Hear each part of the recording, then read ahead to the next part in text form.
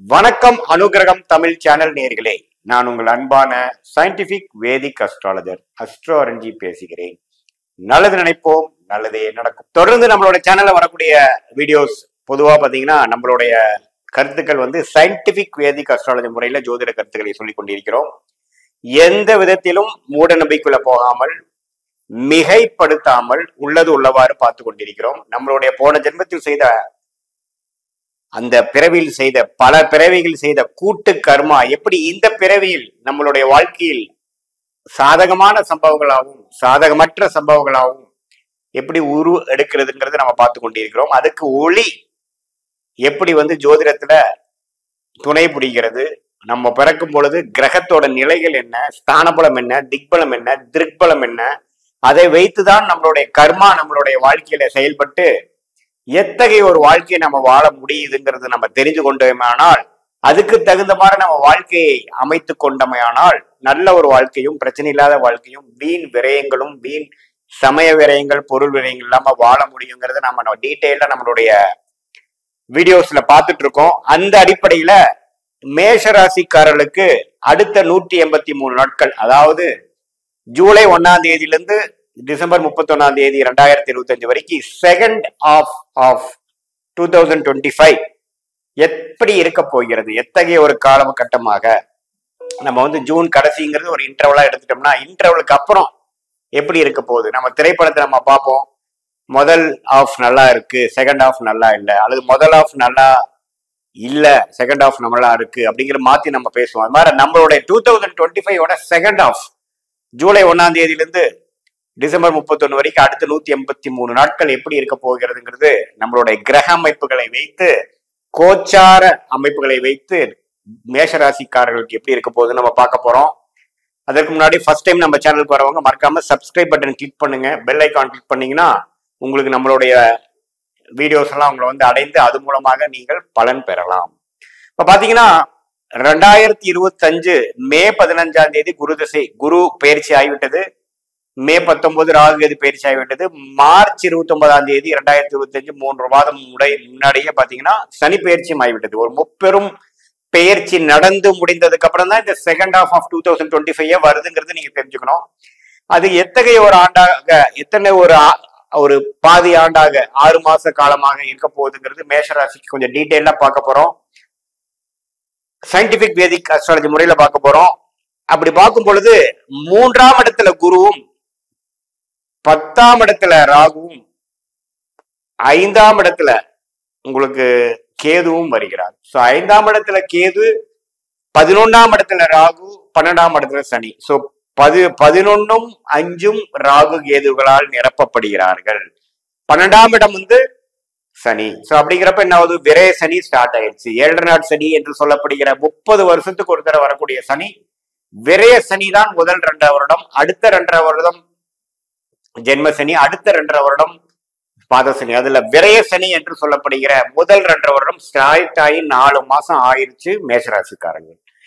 இத்தகைய கிரக அமைப்புகள் வைத்து பார்க்கும் பொழுது எப்படி ஒரு அமைப்பு, எந்த மாதிரி ஒரு அமைப்பு மேஷராசிக்காரர்களுக்கு கொடுக்க போகுதுன்னு பார்க்கும் பொழுது, சனி 12ஆம் இடத்திலிருந்து விரயங்களை கொடுக்க போகிறார், ஒரு சுப முதலீடுகளை கொடுக்க போகிறார், கையில இருக்கிற காசு கரைக்க போகிறார், செலவுகள் அதிகமா செய்ய வைக்க போகிறார். அது சுப செலவுகளா, ஒரு வீடு கட்டுறது, ஒரு இடம் வாங்குறது, ஒரு நல்லது கெட்டது செய்யறது அப்படிங்கிற மாதிரி செலவுகளா, அல்லது வீண் செலவுகளாங்கிறது உங்களுடைய தசாபுக்திகள் எப்படி இருக்குங்கிற பொறுத்துதான் நம்ம சொல்ல முடியும்.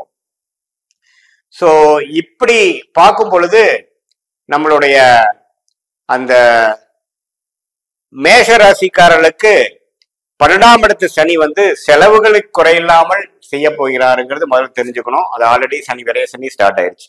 குரு எப்படி இருக்கிறாருன்னா, குரு 3ஆம் இடத்திலிருந்து 7ஆம் இடத்தை பார்த்து 9ஆம் இடங்கிற அவரோட ஓன் வீடு பாகிஸ்தானத்தை பார்த்து, அதே சமயத்துல 11ஆம் இடத்துல இருக்கக்கூடிய ராகுவையும் பார்க்கிறார்.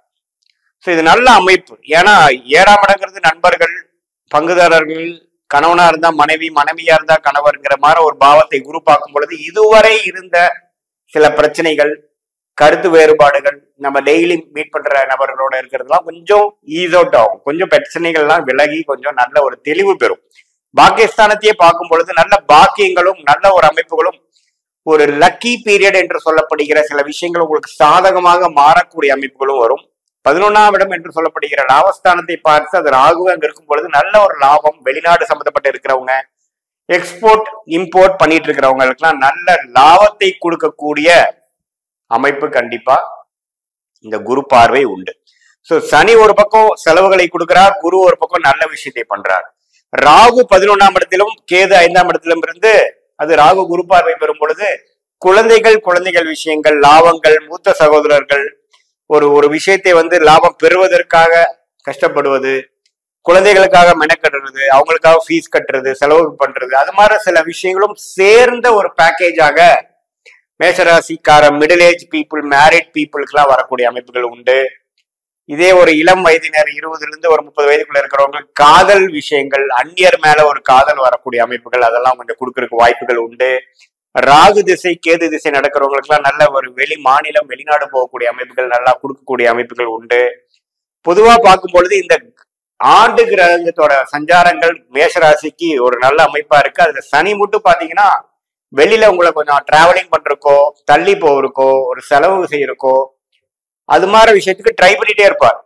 ஸோ ஒரு பக்கம் நல்ல விஷயங்கள் நடக்குது, ஒரு பக்கம் உங்களை புஷ் பண்ணக்கூடிய ஒரு கம்ஃபர்ட் ஜோன்ல இருந்து அடுத்த லெவலுக்கு போகக்கூடிய அமைப்புகளை கொடுக்கக்கூடிய அமைப்பு சேர்ந்த ஒரு பலன் மேஷராசிக்காரர்கள் கொடுக்குது.